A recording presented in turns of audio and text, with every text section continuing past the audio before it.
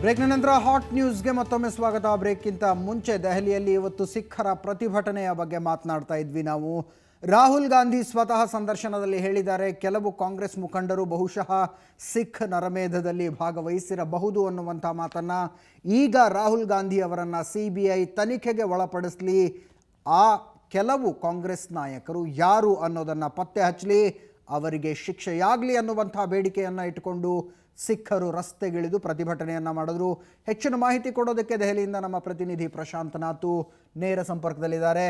ಪ್ರಶಾಂತ್, ಒಂದು ರೀತಿಯಾಗಿ ಸ್ವಲ್ಪ ಉಡಾಫೆಯ ಸ್ಟೇಟ್ಮೆಂಟ್ ಅನ್ನಿಸ್ಬಿಡ್ತು ರಾಹುಲ್ ಗಾಂಧಿ ಮಾತನಾಡ್ತಾ ಇರುವಂಥ ಸಂದರ್ಭದಲ್ಲಿ.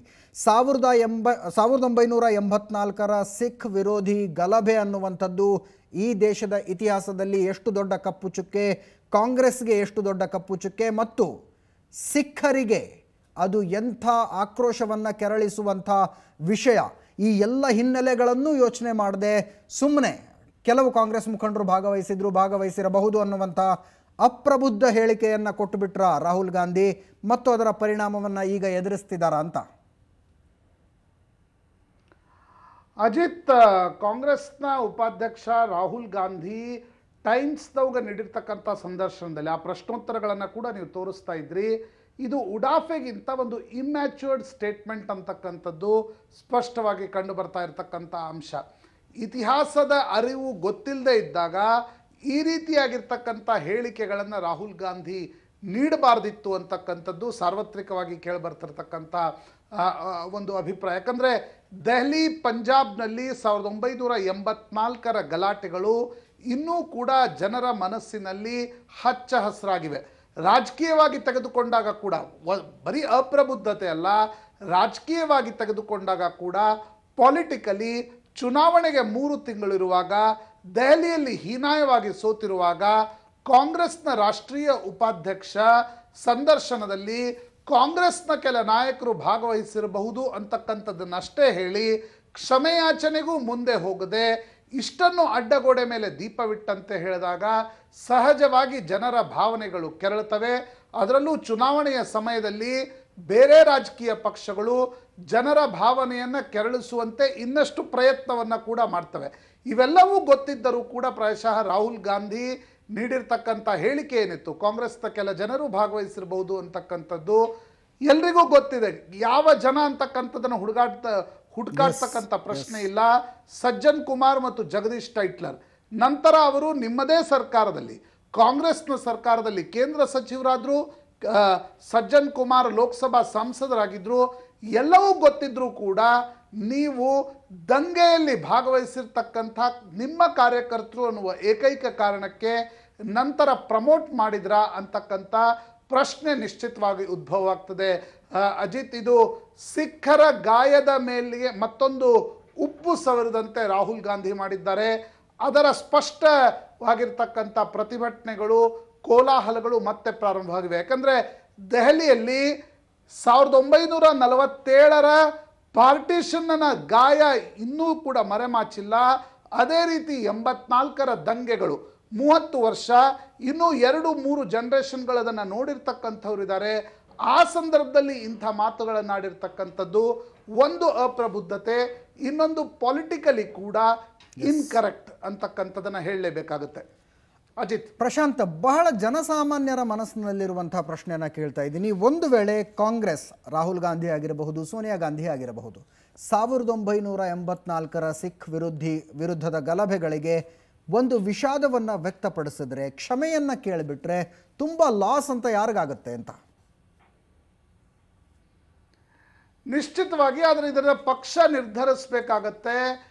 ಒಂದು ಹಂತದಲ್ಲಿ ಪ್ರಧಾನಿ ಮನಮೋಹನ್ ಸಿಂಗ್ 2009ರಲ್ಲಿ ಈ ಒಂದು ಸಿಖ್ ಗಲಭೆಗಳಿಗೆ ಸಂಬಂಧಪಟ್ಟಂತೆ ಕ್ಷಮಾಯಾಚನೆಯನ್ನ ಜನರ ಎದುರುಗಡೆ ಮಾಡಿದ್ದಾರೆ.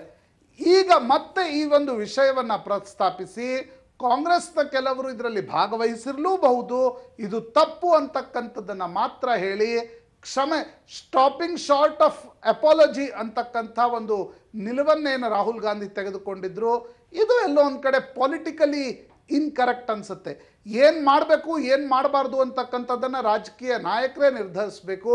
ಆದರೆ ಒಂದು ಹಂತದಲ್ಲಿ ವಿಷಯವನ್ನ ಎಳೆದು ತಂದು ಅದನ್ನ ಅರ್ಧಕ್ಕೆ ಕೈಬಿಟ್ಟು ಮತ್ತೆ ಹೊರಟು ಹೋಗಿರೋದ್ರಿಂದ ನಿಶ್ಚಿತವಾಗಿ ಒಂದು ದೊಡ್ಡ ಸಮುದಾಯ ಏನಿದೆ ಆ ಸಮುದಾಯ 84ರ ಗಲಾಟೆಗಳನ್ನಿಟ್ಕೊಂಡು ಹರ್ಟ್ ಆಗಿದ್ದೀವಿ ಅಂತಕ್ಕಂಥದನ್ನ ಹೇಳ್ತಾ ಇತ್ತು. ಯಾಕಂದ್ರೆ ನಂತರ ಆಪರೇಷನ್ ಬ್ಲೂ ಸ್ಟಾರ್ ಈಗಲೂ ಕೂಡ ಜನರಲ್ಲಿ ಹರ್ಟ್ ಮಾಡ್ತಕ್ಕಂಥ ಅಂಶ. ಅದರ ಹಿಂದೆ ದೆಹಲಿಯ ಏಷ್ಯಾಡ್ ಏನು ನಡೆದಿತ್ತು, ಆಗಿನ ಸಂದರ್ಭದಲ್ಲಿ ದೆಹಲಿಯಲ್ಲಿ ನಡೆದಿರ್ತಕ್ಕಂಥ ಘಟನೆಗಳು, ಇವೆಲ್ಲವುಗಳನ್ನು ಒಟ್ಟಾಗಿ ತೆಗೆದುಕೊಂಡು ನೋಡಿದಾಗ ಸಿಖ್ ಸಮುದಾಯ ಕಾಂಗ್ರೆಸ್ ಅನ್ನ ಸಂಶಯದ ದೃಷ್ಟಿಯಿಂದ ಮೊದಲಿಂದಲೂ ಕೂಡ ನೋಡ್ತಾ ಇತ್ತು. ರಾಹುಲ್ ಗಾಂಧಿ ಹೇಳಿಕೆ ಗಾಯದ ಮೇಲೆ ಬರೆ ಎಳೆದಂತೆ ಆಗಿದೆ. ರಾಜಕೀಯವಾಗಿ ನಿಶ್ಚಿತವಾಗಿ ಅಪ್ರಬುದ್ಧದ ಹೇಳಿಕೆ. ರಾಹುಲ್ ಗಾಂಧಿ ನಿಜಕ್ಕೂ ಉಡಾಫೆಯಿಂದ ಮಾತನಾಡಿದ್ರ ಅಂತಕ್ಕಂಥ ಪ್ರಶ್ನೆಗೆ ಪ್ರಾಯಶಃ ಉತ್ತರ ಕೊಡುವುದು ಕಷ್ಟವಾಗ್ಬೋದು ಅಜಿತ್. ಯಾಕಂದ್ರೆ ಆ ಮಾತಿನಲ್ಲಿ ಉಡಾಫೆ ಇರಲಿಲ್ಲ, ಸತ್ಯವನ್ನ ಹೇಳ್ತಕ್ಕಂಥ ಪ್ರಯತ್ನವನ್ನ ರಾಹುಲ್ ಗಾಂಧಿ ಮಾಡಿದ್ರು. ಆದ್ರೆ ಕ್ಷಮೆಯಾಚನೆವರೆಗೆ ಹೋಗಿ ಸತ್ಯವನ್ನ ಹೇಳುವಂತ ಪ್ರಯತ್ನವನ್ನ ರಾಹುಲ್ ಗಾಂಧಿ ಮಾಡಿದ್ರು ಅನ್ನುವಂಥದ್ದು ಬಹುಶಃ ಸತ್ಯ. ಪ್ರಶಾಂತ್, ಆದ್ರೆ ಒಂದು ಪ್ರಶ್ನೆ ಅಂದ್ರೆ ಈ ಗಲಭೆಗಳ ವಿಷಯಕ್ಕೆ ಬಂದಾಗ ಕಾಂಗ್ರೆಸ್ನ ಒಟ್ಟಾರೆ ಮನಸ್ಥಿತಿ ಏನಿತ್ತು ಆ ಮನಸ್ಥಿತಿಯನ್ನ ರಾಹುಲ್ ಗಾಂಧಿ ಮುಂದುವರಿಸಿಕೊಂಡು ಹೋಗ್ತಾರೆ ಅನ್ನುವಂಥದ್ದು ಬಹಳ ಸ್ಪಷ್ಟವಾಗಿ ಗೊತ್ತಾಗುವಂಥದ್ದು. ಇದು ಗಲಭೆ ವರ್ಸಸ್ ಗಲಭೆ ಅನ್ನುವಂಥದ್ದು. ಕಾಂಗ್ರೆಸ್ನವರು ಒಂದು ವೇಳೆ ಗುಜರಾತ್ ವಿಷಯವನ್ನು ಎತ್ತಿದ್ರೆ ಬಿಜೆಪಿಯವರು ಸಿಖ್ ನರಮೇಧವನ್ನು ನೆನಪು ಮಾಡಿಕೊಳ್ತಾರೆ. ಒಂದು ವೇಳೆ ಬಿಜೆಪಿಯವರು ಸಿಖ್ ನರಮೇಧದ ನ್ಯಾಯದ ಬಗ್ಗೆ ಮಾತಾಡಿದ್ರೆ ಕಾಂಗ್ರೆಸ್ನವರು ಗುಜರಾತ್ ಗಲಭೆಯ ವಿಷಯವನ್ನು ಎತ್ತುತ್ತಾರೆ. ಟಿಟ್ ಫಾರ್ ಟ್ಯಾಟ್ ಅನ್ನುವಂಥದ್ದು, ನಿಮ್ಮ ಕೈಯಿಂದ ಒಂದಾಗಿದೆ ನಮ್ಮ ಕೈಯಿಂದ ಒಂದಾಗಿದೆ ಅನ್ನುವಂಥದ್ದು. ಅದೇ ಮನಸ್ಥಿತಿಯನ್ನು ಮುಂದುವರಿಸಿಕೊಂಡು ಹೋಗ್ತಾರಾ? ರಾಹುಲ್ ಗಾಂಧಿಯವರ ಮನಸ್ಸಿನಲ್ಲೂ ಕೂಡ ಅದೇ ಭಾವನೆ ಇದೆಯಾ ಅನ್ನುವಂಥ ಸಂಶಯಗಳನ್ನು ಅವರು ಉತ್ತರ ಕೊಟ್ಟಂಥ ರೀತಿಯಿಂದ ಅಂದಾಜಿಸಬಹುದಾಗಿತ್ತು. ಏನು ಹೇಳ್ತೀರಿ ನೀವು? ಅಜಿತ್, ನನಗನ್ಸುತ್ತೆ ರಾಹುಲ್ ಗಾಂಧಿ 84ರಲ್ಲಿ ಅತ್ಯಂತ 4 ವರ್ಷದ ಬಾಲಕನಿರಬಹುದು.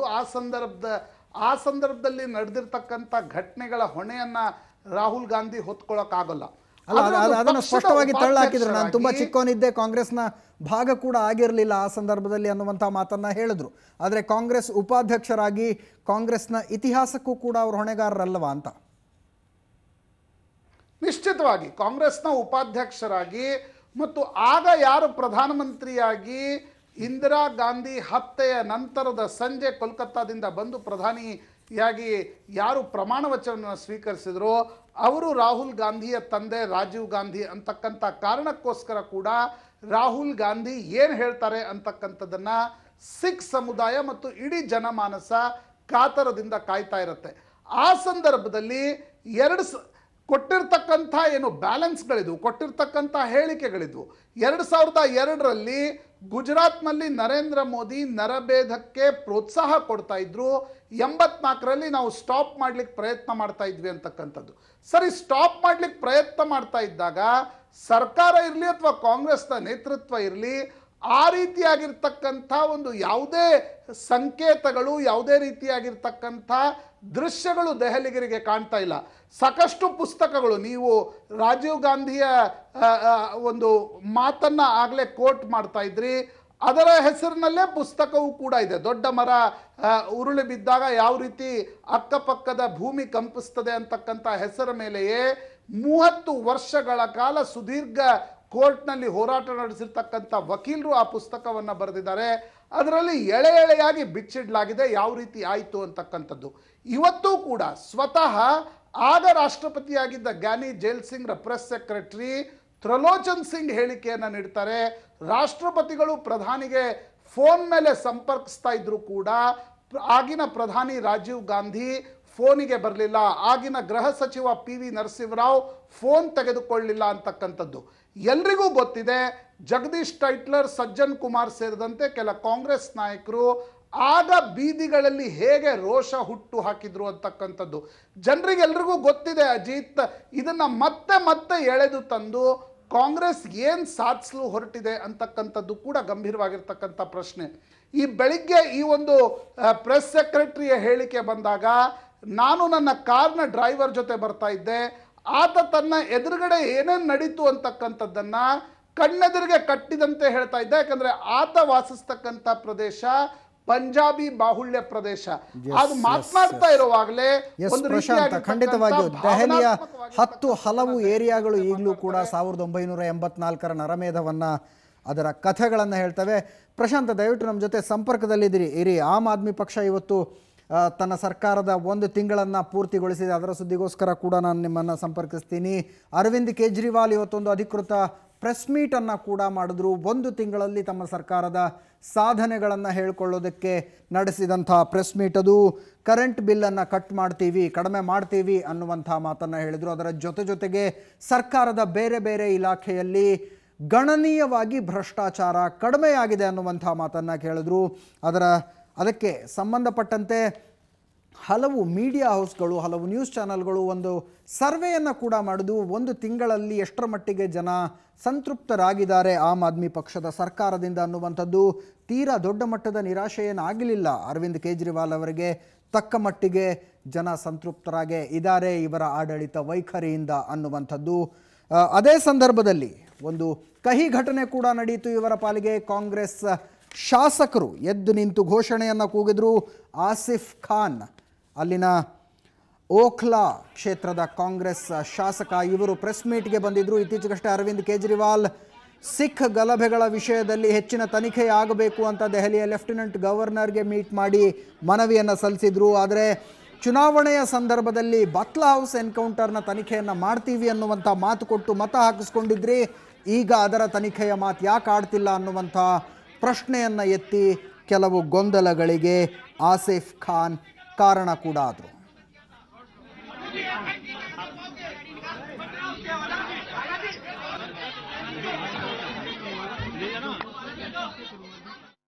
स्वराज का कानून जो हमारा सबसे इम्पोर्टेंट है कि सीधे सत्ता जनता के हाथ में जाए, उसका ड्राफ्ट बन रहा है और वो भी अभी जो असेंबली सेशन होगा उस असेंबली सेशन में प्रस्तुत किया जाएगा.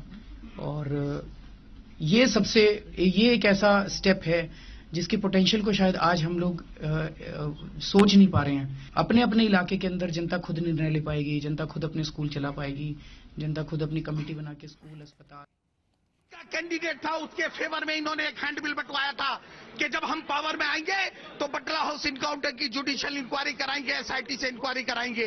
आज मैं सुन रहा था कि हाँ साफ मना कर दिया कि हम बटला हाउस अगर नहीं करवानी थी. केस तो पिछले 4 साल से चल रहा है कोर्ट के अंदर. इसका मतलब ये झूठ बोल रहे थे, ओखला की जनता को भ्रमित कर रहे थे. जिस तरह से पूरे हिंदुस्तान की दिल्ली की जनता को भ्रमित किया, इसलिए इनकाउंटर बटला हाउस की इनकाउंटर के नाम पर इस आदमी ने ओखला की जनता को छल और कपट के. ಎಸ್, ಪ್ರಶಾಂತ್ ನಾಥ್ ಹೆಚ್ಚಿನ ಮಾಹಿತಿ ಕೊಡ್ತಾರೆ ಇದರ ಬಗ್ಗೆ. ಪ್ರಶಾಂತ್ ನಾಥ್, 1 ತಿಂಗಳಾಯಿತು ಹೊಸ ಸರ್ಕಾರ ಅಧಿಕಾರಕ್ಕೆ ಬಂದು. ಹಲವು ಭರವಸೆಗಳನ್ನು ಮೂಡಿಸಿ ಅಧಿಕಾರಕ್ಕೆ ಬಂದಂಥವರು ಅರವಿಂದ್ ಕೇಜ್ರಿವಾಲ್. ಬಹುಶಃ ದೆಹಲಿಯಲ್ಲಿ ರಾಜ್ಯ ಸರ್ಕಾರವನ್ನು ಗಣನೆಗೆ ತಗೊಂಡ್ರೆ ಕಾಸ್ಮೆಟಿಕ್ ಚೇಂಜಸ್ ತುಂಬ ಕಾಣಿಸ್ತಾ ಇದೆ ಅಂತ ಅನಿಸುತ್ತೆ. ಮೇಲ್ನೋಟಕ್ಕೆ ಕಂಡು ಬರುವಂಥದ್ದು VIP ಕಲ್ಚರನ್ನು ತೆಗೆದಿರುವಂಥದ್ದು, 50% ವಿದ್ಯುತ್ ಬಿಲ್ನಲ್ಲಿ ಸಬ್ಸಿಡಿ, ಕುಡಿಯುವ ನೀರನ್ನು ತಲುಪಿಸುವಂಥ ಪ್ರಯತ್ನ, ಈ ರೀತಿಯಾದಂಥ ಕಾಸ್ಮೆಟಿಕ್ ಚೇಂಜ್ಗಳಿಂದ ಜನರಲ್ಲಿ 1 ತಿಂಗಳಲ್ಲಿ ಸರ್ಕಾರದ ಬಗ್ಗೆ ಒಳ್ಳೆಯ ಅಭಿಪ್ರಾಯ ಮೂಡೋದಕ್ಕೆ ಸಾಧ್ಯ ಆಗಿದೆಯಾ, ಹೇಗೆ? ಅಜಿತ್, ನಾವು ಅವತ್ತು ಕೂಡ ಚರ್ಚೆ ಮಾಡುವಾಗ ಹೇಳಿದಂತೆ ಒಂದು ಮಿಶ್ರ ಪ್ರತಿಕ್ರಿಯೆ ಆಮ್ ಆದ್ಮಿ ಪಕ್ಷ ಮತ್ತು ಅರವಿಂದ್ ಕೇಜ್ರಿವಾಲ್ರ ಬಗ್ಗೆ ದೆಹಲಿಯಲ್ಲಿದೆ. ಡಿಸೆಂಬರ್ 28ರಂದು ಅರವಿಂದ್ ಕೇಜ್ರಿವಾಲ್ ಪ್ರಮಾಣ ವಚನ ತೆಗೆದುಕೊಂಡಾಗ ಒಂದು ಅಲೆಯಂತೆ ವಾತಾವರಣ ಸೃಷ್ಟಿಯಾಗಿತ್ತು. ಇವತ್ತು ಆ ಅಲೆಯಲ್ಲಿ ವಿರೋಧ ಮಾತನಾಡುವವರು, ವಿರೋಧ ಮಾಡುವವರು ಕೂಡ ಸೇರಿಕೊಂಡಿದ್ದಾರೆ ಅಂತಕ್ಕಂಥದ್ದು 1 ತಿಂಗಳಲ್ಲಿ ಸ್ಪಷ್ಟವಾಗಿ ಗೊತ್ತಾಗ್ತಾ ಇದೆ. ನಿಶ್ಚಿತವಾಗಿ ನಾವು ಮಾಧ್ಯಮಗಳು ಕೆಲವೊಂದು ಸಲ ತುಂಬ ಬೇಗ ಕನ್ಕ್ಲೂಷನ್ ಜಂಪ್ ಮಾಡ್ತೀವಿ. ಯಾಕಂದರೆ ಯಾವುದೇ ಸರ್ಕಾರದ ಸಾಧನೆಯನ್ನು ಅಥವಾ ಸರ್ಕಾರದ ವಿಫಲತೆಯನ್ನು 1 ತಿಂಗಳಲ್ಲಿ ಅಳಿಲಿಕ್ಕೆ ಸಾಧ್ಯವಿಲ್ಲ ಅಂತಕ್ಕಂಥದ್ದು. ಆದರೆ ಕೆಲ ಪ್ರಣಾಳಿಕೆಯಲ್ಲಿ ಕೊಟ್ಟಿರ್ತಕ್ಕಂಥ ಭರವಸೆಗಳನ್ನು ಈಡೇರಿಸುವುದರತ್ತ ಅರವಿಂದ್ ಕೇಜ್ರಿವಾಲ್ ಪ್ರಾಮಾಣಿಕವಾಗಿ ಪ್ರಯತ್ನ ಮಾಡ್ತಾ ಇದ್ದಾರೆ ಅಂತಕ್ಕಂಥದ್ದನ್ನು ಕೂಡ ಒಪ್ಕೊಳ್ಳೇಬೇಕಾಗಿರ್ತಕ್ಕಂಥ ಅಂಶ. ನೀರಿನ ಒಂದು ದರವನ್ನು ಕಡಿಮೆ ಮಾಡಿರ್ತಕ್ಕಂಥದ್ದು, ಉಚಿತವಾಗಿ ನೀರನ್ನು ಕೊಡ್ತಾ ಇರ್ತಕ್ಕಂಥದ್ದು, ವಿದ್ಯುತ್ತಿನ ಬಿಲ್ಲಲ್ಲಿ ಸಬ್ಸಿಡಿ ಕೊಡ್ತಕ್ಕಂಥದ್ದು. ಕೊಡಬೇಕಾ ಬೇಡವಾ ಅಂತಕ್ಕಂಥದ್ದು ನಿಶ್ಚಿತವಾಗಿ ಬೇರೆ ಪ್ರಶ್ನೆ. ಆದರೆ ಒಂದು ರಾಜಕೀಯ ಪಕ್ಷ ಪ್ರಣಾಳಿಕೆಯ ಅಂಶಗಳನ್ನು ಈಡೇರಿಸುವುದರತ್ತ ಹೊರಟಾಗ ನಿಶ್ಚಿತವಾಗಿ ಒಂದು ಪ್ರಯತ್ನ ಅಲ್ಲಿ ನಡೀತಾ ಇದೆ ಅಂತಕ್ಕಂಥದ್ದು. ಆದರೆ ಗೊಂದಲ ಇರ್ತಕ್ಕಂಥದ್ದು ಅಜಿತ್, ಆಮ್ ಆದ್ಮಿ ಪಕ್ಷದ ಸಚಿವರು, ಶಾಸಕರು, ಅರವಿಂದ್ ಕೇಜ್ರಿವಾಲ್, ಮನೀಶ್ ಸಿಸೋಡಿಯಾ ಆದಿಯಾಗಿ ನಡೆದುಕೊಂಡಿರ್ತಕ್ಕಂಥ ರೀತಿ ಮತ್ತು ನೀಡ್ತಾ ಇರತಕ್ಕಂಥ ಅಹಂಕಾರದ ಹೇಳಿಕೆಗಳಿಂದ ಕೆಲ ಮಟ್ಟಿಗಿನ ಗೊಂದಲ ನಿಶ್ಚಿತವಾಗಿ ವ್ಯಕ್ತವಾಗ್ತಾ ಇದೆ. ನಾವು ಅವಾಗ ರಾಹುಲ್ ಗಾಂಧಿ ಮಾತನಾಡ್ತಾ ಇದ್ವಿ, ಅನುಭವದ ಕೊರತೆ ಅಲ್ಲಿ ಹೇಳಿಕೆಯಲ್ಲಿ ಕಾಣ್ತಾ ಇತ್ತು. ಯಾಕಂದ್ರೆ ಮುಂದೆ ಏನಾಗುತ್ತೆ ಅಂತಕ್ಕಂಥದ್ದನ್ನ ಗೊತ್ತಿಲ್ಲದೆ ನೀಡಿರ್ತಕ್ಕಂಥ ಹೇಳಿಕೆಗಳು. ಪ್ರಶಾಂತ್, ಸಮಯ ಮುಗಿತಾ ಇದೆ. ಖಂಡಿತವಾಗಿಯೂ ಎರಡು ಬಹಳ ಒಳ್ಳೆಯ ಮಾತುಗಳನ್ನ ಹೇಳಿದ್ರಿ ನೀವು. ಒಂದು ತಿಂಗಳಲ್ಲಿ ಸರ್ಕಾರದ ಸಾಧನೆಯನ್ನ ಅಳೆಯೋದಕ್ಕಾಗೋದಿಲ್ಲ ಮತ್ತು ಮೇಲ್ನೋಟಕ್ಕೆ ಕೆಲಸ ಅನ್ನೋದು ಚೆನ್ನಾಗಿ ನಡೀತಾ ಇದೆ, ಅಪ್ರಬುದ್ಧ ಹೇಳಿಕೆಗಳು ಕೇಳಿ ಬರ್ತಾ ಇರೋದು ಅನ್ನುವಂಥದ್ದು. ಏನಕ್ಕೂ ಆಮ್ ಆದ್ಮಿ ಪಕ್ಷದ ಸರ್ಕಾರ ಪ್ರೊಬೇಷನರಿ ಪೀರಿಯಡಲ್ಲಿದೆ. ಅದು ನಿಜಕ್ಕೂ ಹಳಿಗೆ ಬರಬೇಕಾದ್ರೆ ಒಂದಷ್ಟು ಕಾಲಾವಕಾಶ ಬೇಕಾಗುತ್ತೆ. ಹಳಿಗೆ ಬಂದ ನಂತರ ಕೆಲಸ ಹೇಗೆ ನಡೆಯುತ್ತೆ ಅನ್ನೋದನ್ನು ನೋಡೋಣ. ಇಲ್ಲಿಗೆ ಇವತ್ತಿನ ಹಾಟ್ ನ್ಯೂಸ್ನ ಮುಗಿಸ್ತಾ ಇದ್ದೀನಿ. ಇದು ಆಯಾ ದಿನದ ದೊಡ್ಡ ಸುದ್ದಿಗಳನ್ನು ವಿವರವಾಗಿ ಕೊಡೋ ವಿಶೇಷ ಕಾರ್ಯಕ್ರಮ. ಪ್ರತಿದಿನ ಸಂಜೆ 6:30ಕ್ಕೆ ಪ್ರಸಾರ ಆಗುತ್ತೆ. ತಪ್ಪದೇ ನೋಡಿ. ನೇರ, ದಿಟ್ಟ, ನಿರಂತರ ಸುದ್ದಿಗಾಗಿ ನೋಡ್ತಾ ಇರಿ ಸುವರ್ಣ ನ್ಯೂಸ್.